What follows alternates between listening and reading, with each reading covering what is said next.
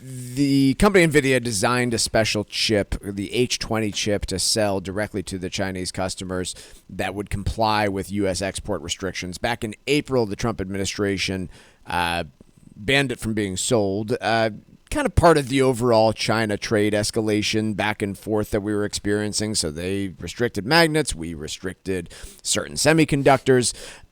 Since then, Jensen Huang, the leader of Nvidia, has been pushing hard in D.C. to make sure that this gets approved. And his argument has been basically, or at least his public argument has been this: let us sell these chips all across the world, even to countries you might not like and trust all that much, because if you don't, they're going to start their own research and development and chip design, and they are going to catch up to us. What you want to do is allow the U.S. to be the dominant leader in chip design. Don't let the Chinese research it quite as actively. We will sell the chips into China. We will sell the chips into the Middle East, and they won't be able to research and catch up because we are going to have that revenue, continue to develop the latest and greatest, and continue to be the dominant player in the market.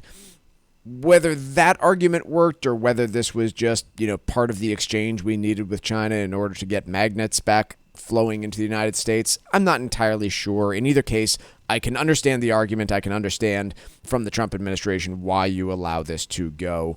And certainly good news for Nvidia this morning, whose stock is up big. These chips in particular that Nvidia designs, they're manufactured by TSMC over in Taiwan. They haven't been able to be shipped for some months. Stock is now moving and dragging the entire market higher in reaction to this overall news. Yeah, Jensen Huang had said back in, I believe it was May, that they had lost market share going from 95% to 50% in China over the course of the last several months when they were not able to sell these H20 chips. In terms of a revenue impact, the reason that you're seeing Nvidia tick up, I believe, 4 or 5% today is that in Q1, Nvidia indicated that they lost $2.5 billion of direct sales from this H20 chip and had to take a $4.5 billion inventory charge.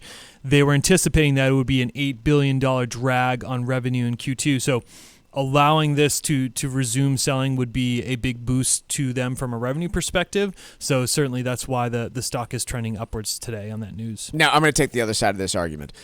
Jensen Huang's entire reason for doing this is because China is a massive market and it's going to affect his stock price. That's his job, which is to increase the profitability of this company. Yeah. China is a massive market with a lot of dough. He's getting this done so that he can benefit himself, his shareholders, and his company. Absolutely. How call a spade a spade. That's your job. Yeah. The other side of this that I would point out, if you're the Chinese, put yourself in Chinese leadership's position. This specific product is as important as critical rare earth materials to the U.S.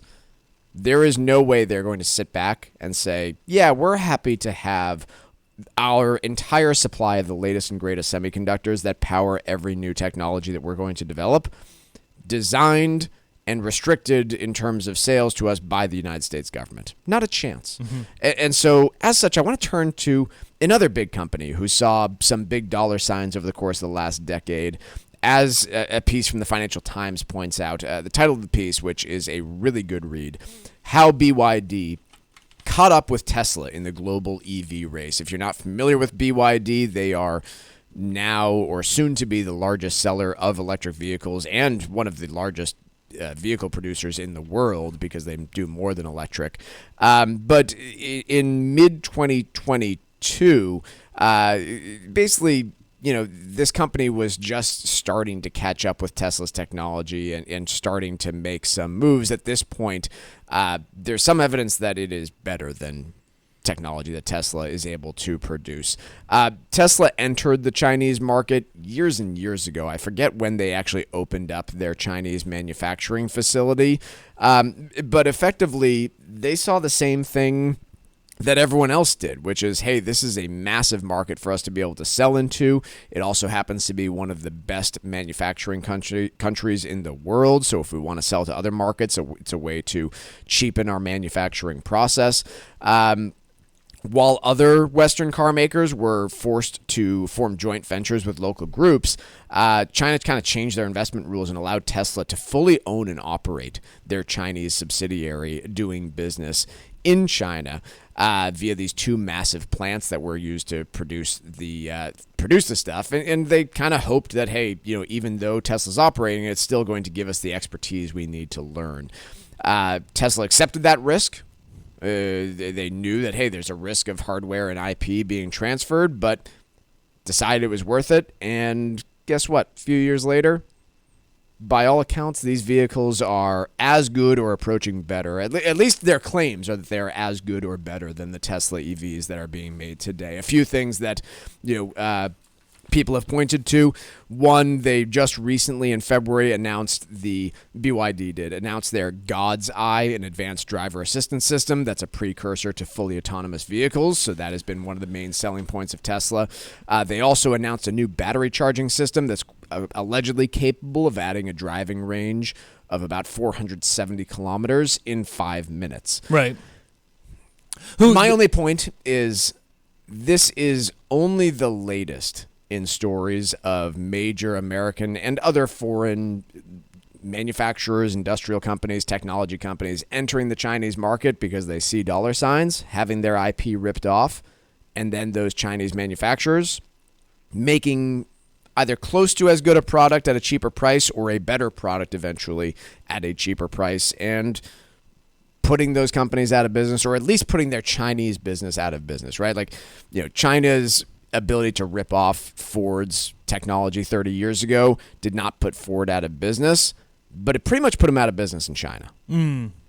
Well, I mean, ultimately, if you're Tesla, though, I agree with all that you're saying there. You have to innovate to keep up, right? And the bottom line is they haven't. They haven't come out with a new model in a long period of time, and BYD has been able to come in and undercut them on price, and now the quality piece is reaching that level too, where you're seeing that from 2020 to 2024, Tesla had sold 500,000 vehicles in 2020, up to 1.8 million in 2024. However, during that same span of time, you've got BYD now selling 1.76 million in just EVs alone last year in 2024, and 4.2 million cars total, 10 times more than what they were selling back in 2020. I think my primary point with this is, yes, Tesla execution problems, Elon Musk being distracted over the last 18 months and not focusing on his core business, all sorts of other issues that rattled Tesla.